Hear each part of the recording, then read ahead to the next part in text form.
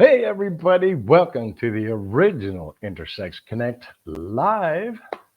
And where I'm here from Las Vegas, in front of the fireplace again. It's been a couple of months since we've done that one, but great to have everybody here. We've got a very interesting show going on today.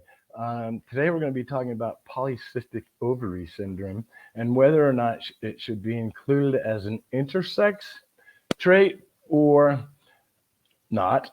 Also, a little bit of explanation as to what it is, because there's very little research that's done on the subject. So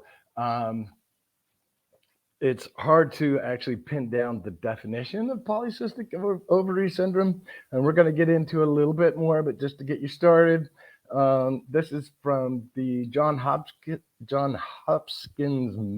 medical. Anyway, John Hopkins medicine.org. There, see, I know how to talk. Polycystic ovary syndrome, PCOS, is a condition in which the ovaries produce an abnormal amount of androgens, male sex hormones, that are usually present in women in small amounts.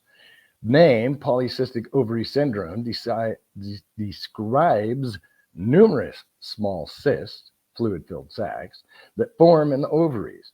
However, some women with this disorder do not have cysts, while some women without this disorder do develop cysts.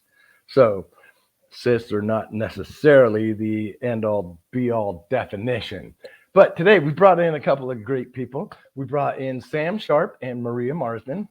And I meant to ask Maria if I was pronouncing her name correctly. Anyway, so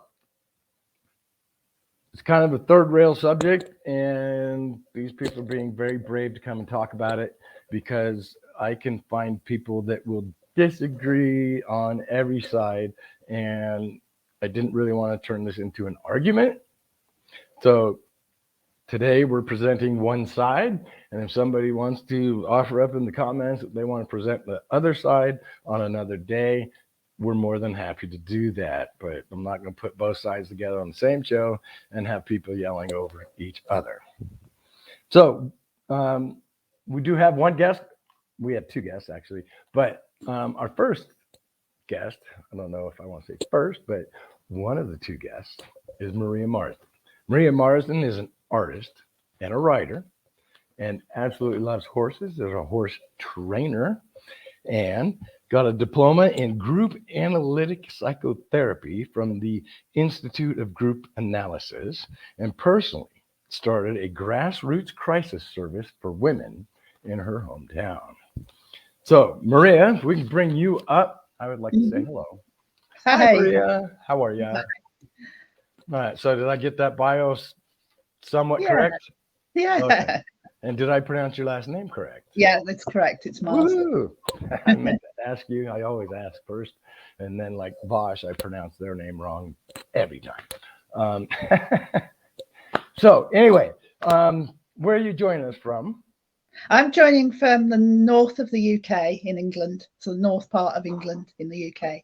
Okay, not quite Scotland, but no, not quite Scotland. It used to be many, many, many years ago, and I wish it still was, but that's another story. But you would need an entirely different accent. I'm told. Yeah, totally different accent. Yeah, I'm told I sound Scottish when I'm in the pub. So after a couple of pints, we are all Scottish. No. So anyway, I just wanted to get to know you a little bit and ask you a couple questions about yourself. And I love horses, so I want to start there. You own one or two horses? Three horses. Oh wow, I missed one. Three. I used to have 4, and I rescued 2 mares that had been mistreated, and they were in foal. So, and sadly, one of my horses, my Welsh cob, I had to have her put down a couple of years ago. She had a sudden and rare condition at the age of 21. That's sad. But she went peacefully, and she had like 21 years of good life. So I've still got her daughter Maggie. I've got Shannon, who's a traditional Irish cob. She was one of the mistreated mares. She's now 23 years old. And I've got her daughter, Molly, who's rising to the age of about 18. He's built like a brick shit house and very possibly intersex, actually. So Yeah. I've got an intersex horse amongst those three. That's awesome. So you are actually a horse trainer, or were a horse trainer at one time. I was a horse riding instructor, was like one of my first jobs. But I just enjoy I don't train for other people. I basically enjoy doing liberty work and giving horses choice and body autonomy over so very much like what we strive for with intersex activism. I like to kind of help people to understand horses and why they do what they do.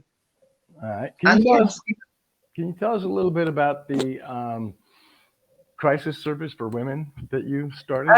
That was a rape crisis service, and at the time, it was basically there were no services locally, and a friend asked me to help out, and we did that for many years, and we worked in this really cold like basement office. It was really freezing, and we responded to calls like 24 like on a daily basis, so we'd always get back to people. We also had a time when people could phone in, but yeah, it was completely, all activism after that is pretty easy because it was a complete kind of burnout. I can imagine kind of job. Yeah, I've gotten to the point where I try not to read too many intersex trauma stories because it has crushed my soul to the point that if I read one more, I don't know if I can continue doing what I do. Yeah. Because they're horrifying. So anyway, that's awesome. Give me a minute here. I'm going to bring Sam into the conversation. And Sam Sharpe. Sam Sharpe is a PhD candidate in the Division of Biology at Kansas State University. Sam also served on the executive board of the Gender Collective and completed a fellowship in science communication in 2016. So Sam, if we can bring you up. There you are. Hi, Sam. Great. Hopefully I got your information as correct as possible. And you did. So just want to get to know you for a minute as well. When I was reading through your information, I always find weird things that intrigue me. But you're doing a study on non-native grasses and how they're affected by the environment or something to that effect. Could you explain that to me a little bit? Yeah, definitely. So I am in evolutionary biology, and I'm interested in how different populations of the same species of grass that live in different parts of the world have become differently adapted to their local environment. And I'm testing them out to see how those adaptations show up in their ability to withstand drought stress. So does that mean you're going to make it so I can grow Kentucky bluegrass here in Las Vegas? Unfortunately not. I'm just studying one species of millet, but it's interesting to ask those questions about other types of grass too. Yeah. All right. So then you also are getting your PhD in biology. Is that correct? You're almost there? Or? Yeah, I'm pretty close. Just working on my dissertation right now. Okay. And then you spent 4 years with the Gender Collective on the executive board. Is that correct? Yes. Okay. And can you tell us a little bit about that Gender Collective?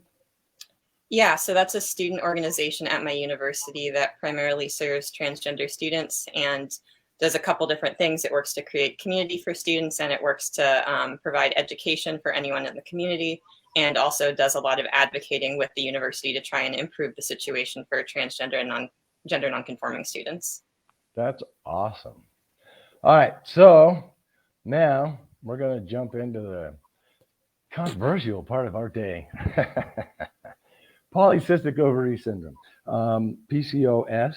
Sam, you actually have been diagnosed with that. Is that correct? Yes, that is correct. So I was wondering if you could give us a better explanation of PCOS than the one I just gave you, because I know that there's like 4 different variations and things of that nature. And the more I read yesterday, the more I confused myself, to be perfectly honest. So I was wondering if you could help me figure out PCOS and all its arms, branches, tentacles, whatever you want to call it. Yeah, definitely. I don't think I can give you a single cohesive definition because there really isn't one available, but I can give you an idea of what types of things we're thinking about with this condition. So I describe polycystic ovary syndrome as a hormonal condition that affects a pretty significant number of people with ovaries. The estimates for different populations differ, but what I've seen from the CDC data in the United States is that it's 6 to 12% of people with ovaries. And the condition is complex, highly variable, and it's not very well understood. We don't actually know where PCOS begins in the body or what exactly causes it. And the best information we have now is that it's caused by a combination of genetic factors and factors in the gestational environment. So basically what kinds of different hormones and other biological factors you're exposed to prenatally. And even though the word ovary or ovarian is in the name of the condition, PCOS also affects a variety of other body systems and a variety of hormones, not just testosterone. And even getting diagnosed with PCOS is complicated because the symptoms vary so much between different people, and many of them overlap with symptoms of other conditions. And I can provide a summary of how diagnosis works if that would be helpful at this point. Absolutely. Okay. So there's different criteria that can be used for diagnosis. The one that I'm going to describe is the Rotterdam criteria, which is one of the more popular sets of criteria. I believe it's been used for about 15 years. And so there's no definitive blood test or any type of test you can do for PCOS. And according to the Rotterdam criteria, you need to meet 2 of its 3 criteria and exclude other potential causes for these symptoms. And the 3 criteria are: 1, irregular or absent menstrual periods; 2, polycystic ovaries visible on an ultrasound. And cyst is kind of a misnomer because the cysts are actually small, partially mature follicles in the ovaries where an egg has partially matured but never been released. And the 3rd characteristic is hyperandrogenism, which is basically a higher level of androgens than would be expected in somebody assigned female at birth. And this can either be observed through levels of androgens in the blood, which is called biochemical hyperandrogenism, or physical symptoms of hyperandrogenism, like facial and body hair acne and balding, which is described as clinical hyperandrogenism. And so to just reiterate, you need to see a doctor who can determine that you have at least 2 of those 3 criteria without another likely cause for you to have those traits. All right. I think that was a great explanation. I really appreciate it. I've read your writings on that, and I thought you were the best to do the explanation for us. So I really do appreciate that. Now, being a person with PCOS, would you be willing to tell us your personal experiences? Like, how did you find out? How were you treated? And what kind of problems have you had with achieving proper medical care? Yeah, I can definitely share some of that information. And I just want to clarify that I'm only describing my experience. There's a variety of different experiences that people can have with PCOS, both based on what symptoms they actually have and how and when they're diagnosed. Absolutely. So, I always say about when I learned about intersex and that I was intersex, the word absolutely has absolutely left my vocabulary, because there is nothing absolute about intersex or PCOS or any of the other situations that they call intersex or DSD. There are no absolutes because nobody's done enough science. Anyway, I'm sorry to interrupt. Go ahead and tell us. Yeah, definitely. Just as a biologist, I want to always clarify the context in which I'm speaking about something so that it doesn't get incorrectly universalized. Mm-hmm. So I guess my experience with PCOS is something that a lot of people don't know, is that even though most of the diagnosable symptoms of PCOS show up during puberty, a lot of people who have it experience mood disorders like anxiety or depression as children. And looking back, those were definitely things that I experienced, but I had no reason to suspect that they were part of something bigger. And I started experiencing more typical PCOS symptoms when I was about 15 years old, in terms of just never having a regular period and noticing that puberty for me did not look the way that I was taught by my sex ed in school, and the books my parents bought me about puberty told me that puberty would look for a typical woman. And I was really ashamed that those things were happening to me, especially with facial and body hair, because that's very visible and teenagers are incredibly cruel to each other. And I had already been bullied for other reasons and just really didn't want to increase the reasons why I was a target for bullying. And so my sort of first experience of having PCOS, before I knew what it was of shame. And also, unsurprisingly, of kind of not good medical information. I was transparent with the doctors that I saw about what was going on, but I was sort of told for years, like, oh, well, you're a teenager, things will sort of even out eventually, but that never happened. And I started pushing to get more testing when I was 21 years old. And my first attempt to get a diagnosis didn't work because they were really just looking for that biochemical hyperandrogenism. They're like, your testosterone level isn't XYZ, so you don't have it. And then when I was 22, I saw a different doctor who used the Rotterdam criteria and said, yes, you do have PCOS. And then literally left the room after that. And I said, hey, can you come back and give me more information about this condition? She's like, don't get diabetes. And if you're interested in becoming pregnant, come back and see us. So basically, no use. That was helpful. Really helpful, huh? Yeah. And I sort of felt like doctors kind of didn't really want to give me any information until I was 25, and I decided I was done with this very time-consuming and stressful process of trying to remove all of my facial and body hair and pretend I didn't have it. And at that point, when I came in looking not what we would think a feminine white woman should look like, when I came in with visible hyperandrogenism, then doctors started being a lot more aggressive with how they wanted to treat it. And they started saying, hey, you need to be on birth control, you need to be on metformin, you need to be on spironolactone. We highly recommend laser hair removal or electrolysis. And when I said I didn't want those things because they weren't necessary, I was met with confusion and hostility. And I've really been unable to find a gynecologist or endocrinologist who's been able to talk to me about, like, okay, so what symptoms do you have related to PCOS and which ones bother you and what do you want treatment to look like? There's a lot of expectation that treatment should focus on femininity and on fertility, which are things that I'm personally not interested in. Right. So, so many emotions come to mind, having to deal with the medical community and not being able to get proper health care. It's very disturbing to me because I experience a lot of that myself. But they didn't care about what was bothering you. They just felt that they needed to fix you. Is that right? Yes, they felt like they needed to fix me aesthetically, and they never asked, like, what symptoms related to this condition bother you? And there are definitely things that bother me, but those have not been the focus of treatment. Right. And do you want to go into that or not? You don't have to if you don't want.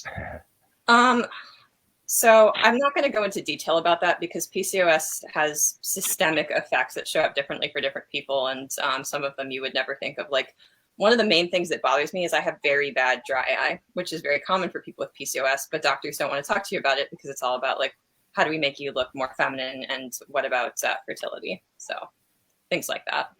Yes, because the only thing that makes a woman is if they have a baby, right? No. All right, so I want to bring Maria back in. And Maria, you do not have PCOS, correct? That's correct. Right, but you have done a lot of studying on the subject. You've done a lot of studying on the subject. And I was wondering if you might be able to fill us in what we were talking about before the show, as far as trying to classify PCOS as an intersex condition and the limitations and whatnot of doing so. Yeah, sure. So I became interested in this topic when I was first looking at I guess as well as being intersex and having a variation called Mayer-Rokitansky-Kuster-Hauser syndrome, MRKH. You've been practicing that, haven't you? It basically means I have no, apart from ovaries and a very tiny uterine remnant, I have no internal female reproductive system. So the Mullerian structures, the birth canal, the vagina, as you know, so I have a typical vulva, but not the actual bit that's responsible for giving birth and stuff. And so, and no sorry to interrupt, but it's what I do. So I was talking about how I got interested in that subject. 1 second. I got another question because of what you just said, and I was wondering if you went through sort of the same experience as Sam, whereas they didn't want to treat what you were having difficulties with, they wanted to try and fix you. Did you run into that as well? Oh, absolutely. And I think this is true of nearly like every intersex variation, is that it often comes with a lot of other medical difficulties that do bother us, that cause us a lot of pain. So I have some, or are a bit disturbing. So I have something called Chiari drops, which is where your brain sits a little bit lower in the head. And so what can happen is all of a sudden you're walking along and you drop to the ground for no apparent reason without losing consciousness. And you kind of get a lot of derealization. I have pain from the uterine remnant. And yes, all they were interested in with me was kind of making me able to have cis heteronormative sex, basically. Well, yes, because that's the most important thing in life, isn't it? Yeah. And I still get asked by doctors now, it's like, I said, well, I wasn't. So for people with my variation, the treatment is stretching your vagina, stretching the introitus, which is also known as the vestibule, and that's kind of the part of the vulva that is the opening to the vagina, but it doesn't touch your underwear, I think would be the best way to describe the bit that's got all the sensory stuff. I've got that, and the actual birth canal has less kind of nerve endings because you've got to give birth through it. So the treatments are they either stretch that or they do or they do surgery on it, and you know, then you're fixed. Now they're doing things like uterine transplants, but they're only like at best 30% successful, so that's like 70% of the time they're gonna cause a lot of pain. Yeah, I don't like those odds. And they're kind of still pushing people towards that. And I had no interest in that. I wasn't going to spend every day. I've got more important things to do than spend every day, because like dilation, a bit like hair control for some, you know, that people with PCOS are forced into, is a daily task, and it just kind of can lead to more shame, more kind of like you know, feelings that you're not adequate, and so I've got far better things to do than stretch my vagina on a daily basis. That's good. That's a good thing. You know, no, I'm not. And you know, but they're only interested in that aspect of it a lot of the time, right. And not all so the let's other. Get back to PCOS, if we can. Yeah. And why it should be an intersex condition, or why it shouldn't be or it's a gray area. Can you bring some light to it for me? Yeah, sure. I became interested in this subject when I was looking at Forstow's-Sterling's 1.7%, which is the figure quoted for the prevalence of intersex people. And that's people Anne Fausto-Sterling from Brown University, in case anybody wants to look into it. And this was like over 20 years ago. And so I was like, well, let's see how she came to those conclusions, and what was included and what was excluded. And a lot of So 1.5% of that 1.7% was made up of people who have late onset, or sometimes known as non-classical, congenital adrenal hyperplasia. So basically presents very similar to some hyperandrogenic forms of PCOS. In fact, the obvious classical hyperandrogenism, so the things that mirror male pattern puberty, such as hair growth on the neck and face, growing beards as a kind, chest hair, development of the clitoris so that it may be large enough to penetrate a female vagina. We don't want that, do we? We don't want people turning lesbian or anything. No. Yeah. So that presents, in very similar ways, but with different causes, and that makes up 1.5% of that 1.7%. And then I was thinking, well, hang on, why not include hyperandrogenic PCOS? Because essentially it's the same kind of presentation in terms of sex characteristics. It's also, as best we know, seems to have innate and genetic causes, as Sam explained. Some of those are hormones in the womb during development, and some of that is a genetic and hereditary pattern. Not all PCOS not all everything that is classified as PCOS may be innate.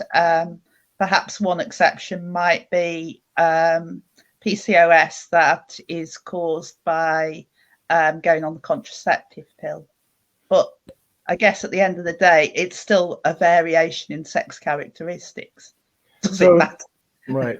Now, it's my understanding that oftentimes, or not sometimes, PCOS presents with CAH, and that it's not getting the CAH designation because the doctors stop at the PCOS diagnosis and don't actually look in to see if it's CAH. And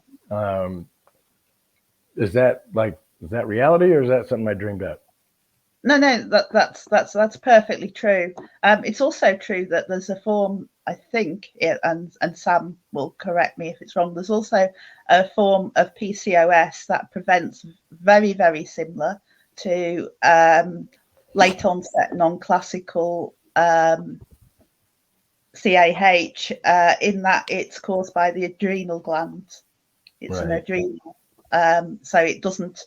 The androgens don't originate from the ovaries; they are produced by the adrenal glands, but for different reasons. So it's complicated. It's definitely possible to have both.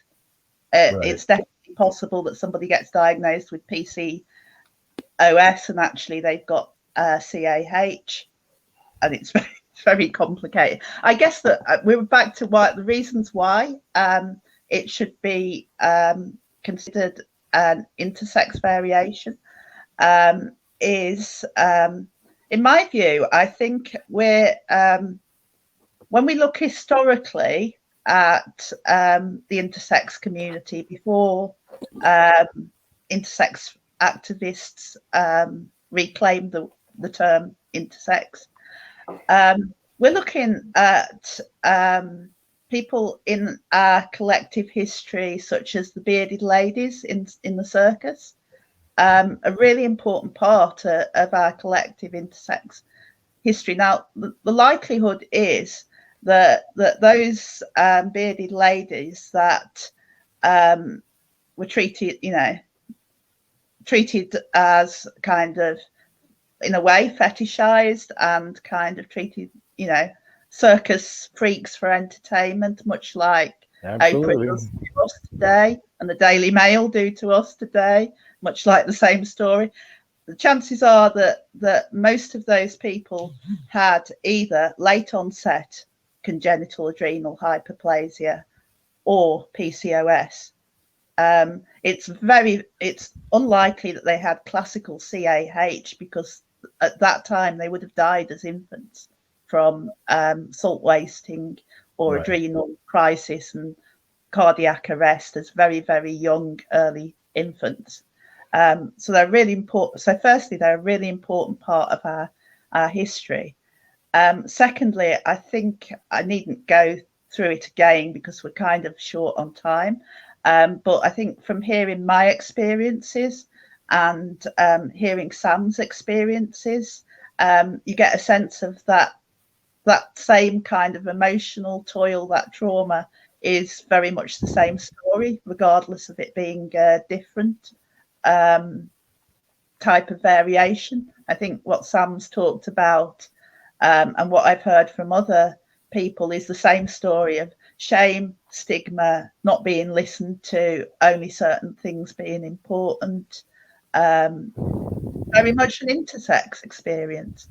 I'll also clarify that when I'm using the term intersex, I'm not saying to other people out there who are born with variations in their sex and reproductive development that they are not male or female. If that is how they would rather, if that is if they've got reasons to feel that they belong to that category, then I'm very much open to that. In fact, I kind of see myself as an intersex female. I could fit the category slightly of female. I'm like that, in the intersex flag, the purple-ish circle. It's not quite purple, is it? Is it? Depends on what computer I'm on. So some people might want to call it like a kind of shade of cerise pink, and some people might want to call it purple. And really, does it matter? I guess that's what I'm saying about intersex, DSD, VSC. Really, when I'm talking about the numbers of people that are included under the intersex, VSC, DSD, or should be, within that same kind of intersex-like experiences, regardless of how they see their gender. When we talk about male, female, and intersex, we're not talking about gender. We're talking about sex characteristics. And I've kind of lost my train of thought. That's okay. That's an autistic thing. But no, so in my readings this morning, I came across, or actually it was last night, I think, and I posted it on my Facebook page, the Journal of Ethics and the American Medical Association, trying to explain that sex and gender are two different things and that they need to be separated to be an ethical doctor. So I think that it's very important to point that out, and it's very, very difficult to get people to understand. Yeah, and it seems only the intersex community seem to understand this. Everywhere else, I hear people just conflating male, female in the place of men, women, or the intersex community does it as well, and I'm guilty for having done it myself in the beginning before I was educated. But Sam, did you have anything you wanted to add to all of that as far as PCOS and why it should be an intersex condition? So I agree with everything that Maria said, especially about the pretty much complete overlap of PCOS and non-classic congenital adrenal hyperplasia symptoms.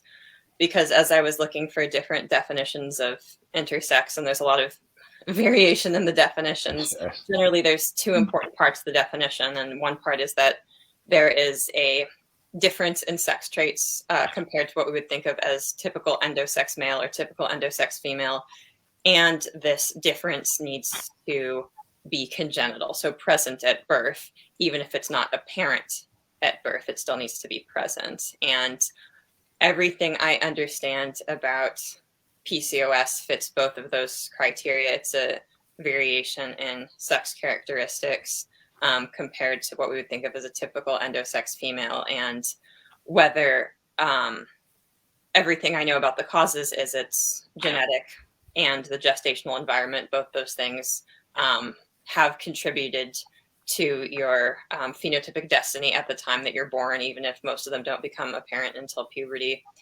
And when I began doing this research in 2017, I thought that CAH was non-controversially considered an intersex variation. And so the logic that I followed from that as well, if you cannot tell by looking at someone, if somebody cannot tell unless they get a 17-hydroxyprogesterone test which of these they have, then why would one be considered intersex and one would not be considered intersex if the symptoms can be identical and if the impact of the symptoms on your life in a very binary sex and gendered world would be the same, then why would one be considered intersex and one wouldn't be? As I've gotten more involved with the intersex community, I've learned that actually a lot of people and a lot of parents do not want CAH to be considered an intersex variation for sort of medical, political reasons, because a lot of the non-consensual surgeries done on intersex children are done on people with CAH to change the appearance of their genitals. And with increasing efforts to ban those surgeries, a lot of parents fear that they would not be able to do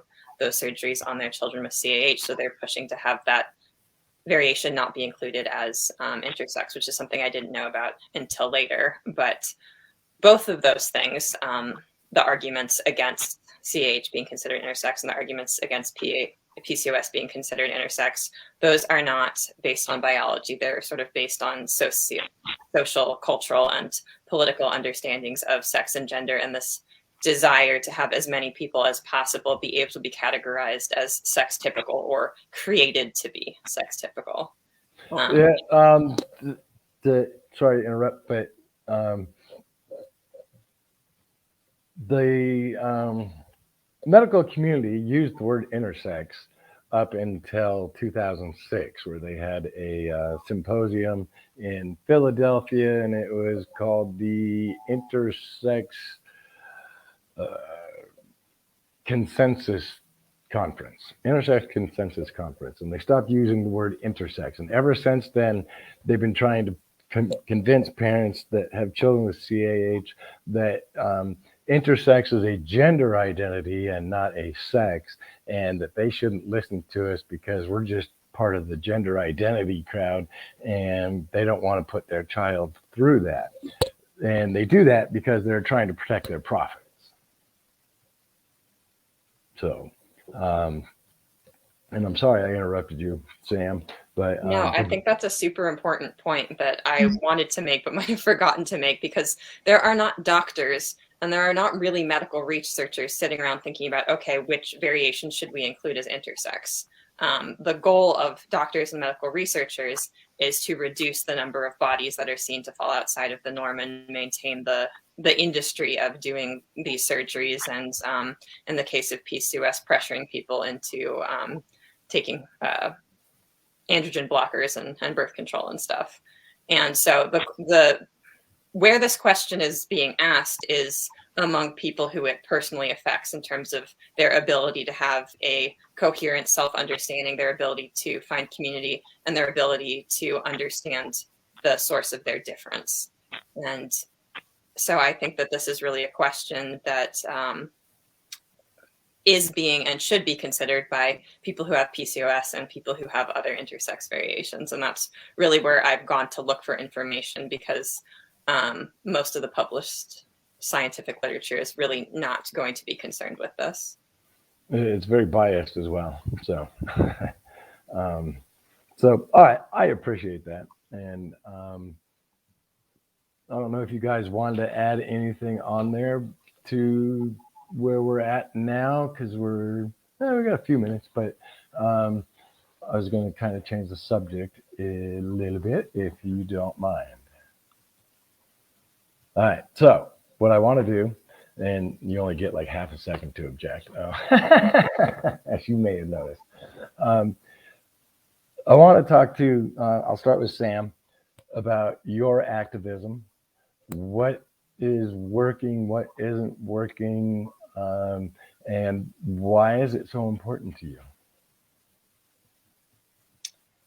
So I guess my pathway into activism came from two sources. One of them was happening to be in the right place at the right time, where I was sort of voluntold into a leadership position in this organization for transgender students at my school, which basically forced me to learn a lot about how do you actually do activism at a university and on a small scale. How do you agitate? How do you organize? How do you figure out what people's needs are that aren't getting met, and then figure out ways to meet them?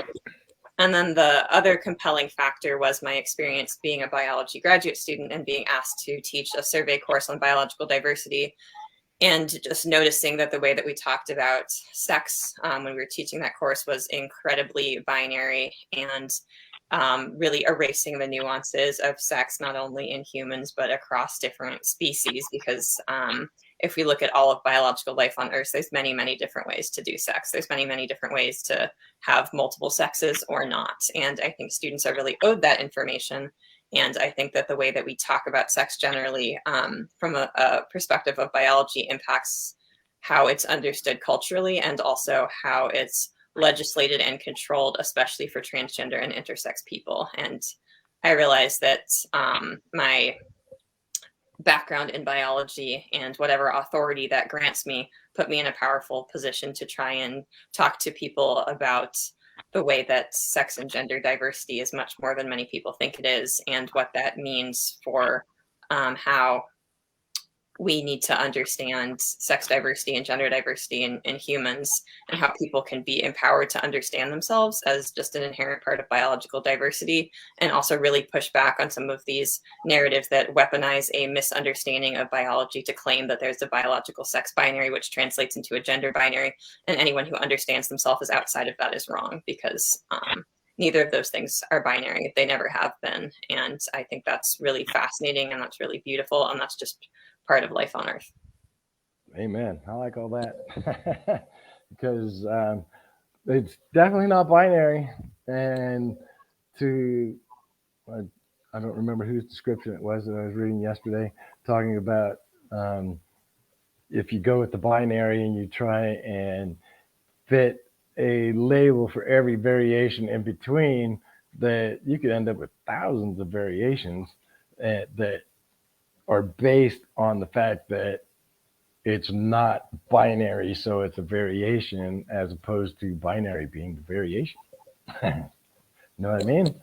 Like, I kind of get the feeling that XX and XY are probably not the most prevalent chromosomal matchup in the world. And so I find it very confusing that people are so hard to convince that this non-binary thing is just made up, and it's only happened in the last couple hundred years that I know of. And because history was non-binary all the way back to the days of Jesus. So even Jesus spoke of it. So, and I don't necessarily try and push the Bible in anybody's beliefs, but it is the oldest historical document we have available to us common people today. So anyway, now, Maria, I want to ask you the same question. How did you get started in the activism? Have you found anything that specifically worked, or anything that specifically didn't work? And why is it so important to you? Right. Okay. So I suppose, like, originally, my activism roots are from my days of being involved in rape crisis services and women's activism, even though I didn't I called myself non-gendered then. So yeah. So it kind of, that was from about, oh gosh, I'm trying to think how many years ago now. That must have been like almost 30 years ago or something. Yeah, almost 30 years ago, I think. But I came quite late into intersex activism because I spent like 30 years in that place that you, Jesf, call Intersex Island. Yeah, so I was on Intersex Island hiding for like 30 years, so almost in denial to myself of my differences and only telling those that really needed to know. Not necessarily lying about things, but definitely not talking about my intersex characteristics or story. I was diagnosed then with that as being autistic when I was 46. And that was after a lifetime of hell through the psychiatric system of being misunderstood and the complexities of both intersex and autistic trauma. So that's kind of, that's a very dedicated interest of mine at the moment, is looking at the relationship between neurodivergence and intersex.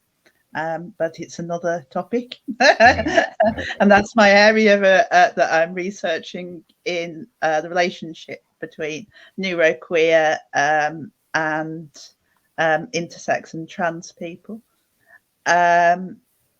What's really important is kind of doing the research, doing the reading. I'm a complete like bookworm and looking at things, and kind of where I see my own activism going is, regardless of what terms people use, whether they use variations in sex characteristics, whether they use differences in sex and reproductive development, whether they use intersex, I want to see these people being included in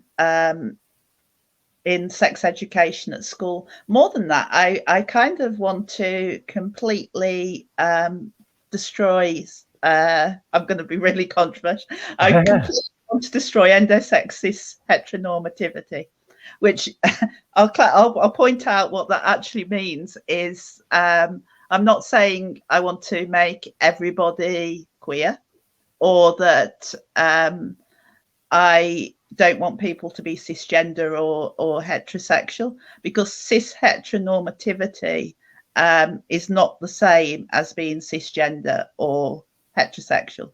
It's saying that there's a very specific way that you've got to act, and that it's saying, first of all, everybody should be cisgender and heterosexual, but it's saying those people that have got to perform in a very certain way.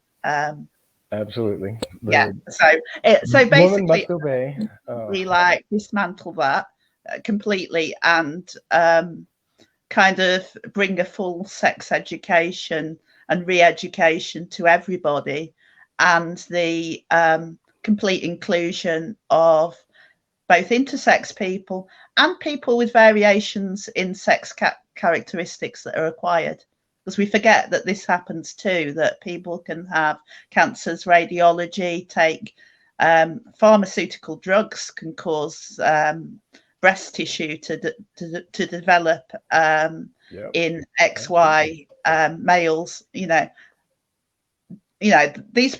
kind of things we should consider, not necessarily consider them intersex, but there's still variations in sex characteristics, whether they're innate or acquired. So you kind of put it the opposite side of the coin of the way I put it, because I want the normalization of intersex throughout the world. And to do that, we do have to destroy the cis narrative of the binary. So, Sam, I got a question for you because Maria brought it up. You probably haven't heard me talk about Intersex Island before, but I've been using Intersex Island for several years, and it counts as the time between you found out about your intersex situation, whether you knew the name of it or whether it was called intersex, and the time when you actually met, talked to, communicated with another human being that fell under the intersex umbrella, and you suddenly realized you were not alone. Have you been there? Yes, absolutely. And how long did you spend on Intersex Island? Roughly. I don't have a straightforward answer because the time that I started trying to figure out if I could consider myself intersex and the time where I joined intersex community and started talking to other people about it, that was about a 4-year difference. But I guess between the time where I got my diagnosis and where I was able to talk to other intersex people and finally feel understood, that was about 6 years. Yeah. I find that interesting because it took me 5 years to even acknowledge the information that I was given about myself. I was in like absolute denial. There's no way. And then I was dying again. And it's like, okay, maybe let's look into it. And oh, hey, just a little bit of estrogen and I can live. How surprising. But I still was on the island during that point because it was another 3 years after that before I'd learned the word intersex or even spoke to it or typed, whatever you want to call it, to another intersex person. And it was another 1.5 years after that before I actually physically met an intersex person face to face. So I was on Intersex Island for roughly 9 years. And every intersex person I've talked to has been there. And so I always like to bring it up because that's probably one of the darkest times of my life where I lost my belief system and because everybody that should have advocated to me lied to me. And so your belief system is crushed and you're suddenly all by yourself and you're alone and it's horrible. It's what it does to your mental health is just unexplainable at this point. So, but I wanted to touch on that on Intersex Island. We are kind of running close to time. So what I want to do is find the note or not. Maria, you wrote a book. Did you not? Oh, I did, yeah. But I don't like it very much. You don't like it very much. You have a rewrite, and I'm going to make the characters, at least one of the characters, intersex. So okay, it's a kind of first draft. So it's published. It's free on Google Play, and it's called WARP as an acronym, W.ARP. Book 1 of the Thought Plague. So if you Googled the Thought Plague and Maria Marsden on Google Play, you'll get the book, which is free on Google Play. And it's not very long. It's a 12,000 start. It's a mental health activism kind of Kafkaesque story. Right. And so, and you're working on book 2, is that correct?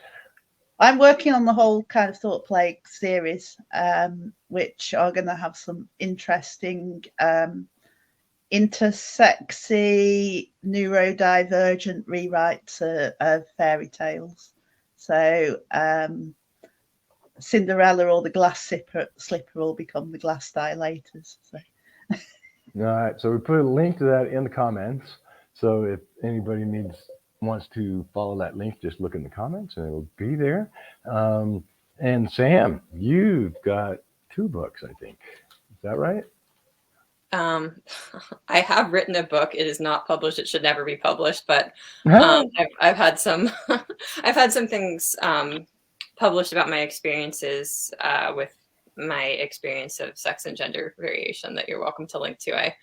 At the time that I agreed to be on the show, this wasn't published yet, but I got an article published in Autostraddle like a 1.5 weeks ago that's relevant to our conversation today that you're welcome to share.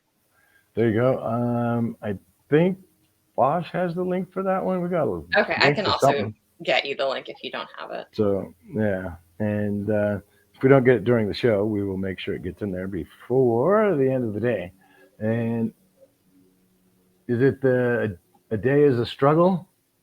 Yes. That's the one you're speaking of? Okay, we got the link in there already, so I'll keep doing what I was doing. All right, so we got like 5 minutes left here, and I do want to acknowledge Juliana for being here and joining in the conversation. And see how that goes. And okay, that's good. Just checking in the notes and questions here. All right, so I don't know how to put this without being a jerk. So maybe we'll talk about something else. All right, so this all started with polycystic ovary system, CAH, and the likes, and whether or not they should be included in intersex. And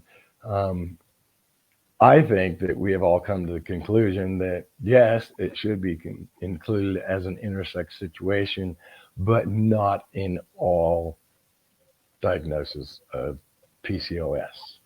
And would that be an agreement of everybody here? Yes. Yeah. It's kind of like intersex. People with PCOS. You and I, Jesf, run admins on a part of an admin team of a larger Facebook group called Intersex, purely for intersex people. So we kind of, if people are diagnosed with PCOS, we don't ask them what kind or like prove it. Oh. Or whether it's an 8 or not. So it's kind of, I mean, personally, I would say not all PCOS is intersex.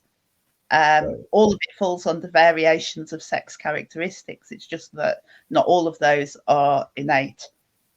Right. Or perhaps with the contraceptive pill type one, that might be the only one that's not lifelong as well. Right. Possibly. But I don't know. It's a complex subject, and Sam knows a lot more than me. So now I want to touch on one more thing that Sam mentioned earlier, and I wanted to beat the point, because that's what I do, that you can't become intersex. You are either born intersex with an intersex situation, or you're not. There's not any way to become intersex after birth. Do we all agree on that? Absolutely. And, absolutely, because I think it's a controversial subject that we've talked about, where people have talked about claiming to be female to intersex or male to intersex. Yes. And that's hugely problematic. Firstly, because intersex is such a wide umbrella that that is kind of covers all kinds of different sex characteristics. There's not one way to be intersex. And secondly, because of the medical harm and mutilation done to intersex people, it's an insult, quite frankly. Yeah. Like Anunnaki Ray says, if you've met one intersex person, you've met one intersex person. Because so far, no two of us are alike. And if I find one like me, I'm going to call the authorities. Because somebody really needs to do something about that person. Anyway, we're coming into the last minute here. Sam, Maria, I would like to thank you so much for being here and putting yourselves on the line on such a controversial subject. I'm sure there's going to be disagreement, but that's okay, because hopefully disagreement breeds people's desire to learn more. So, but if there was anything else you wanted to add before we go in the last 60 seconds, Sam or Maria, please feel free. I came to the conclusion that intersex people, if we were to include hyperandrogenic PCOS, that I will put the links afterwards in the Facebook group, or Vash could put them. But intersex prevalence, therefore, is not 1.7%. It's at least 5%, at least one in 20 people. At least. And I hope to do a show that's going to talk that it's actually 20%. But yeah, I got to put it could well be. It could well be. We don't know, because so many records were destroyed. That one. You know. All right, Sam, any last words? I just wanted to say I appreciate you having me and Maria on and choosing to host this topic. When I started trying to find more information in 2017, there was almost nothing. So just creating more resources and more discussion is very important. All right, I appreciate that. Thank you both so much for being here. And we're going to wrap it up with the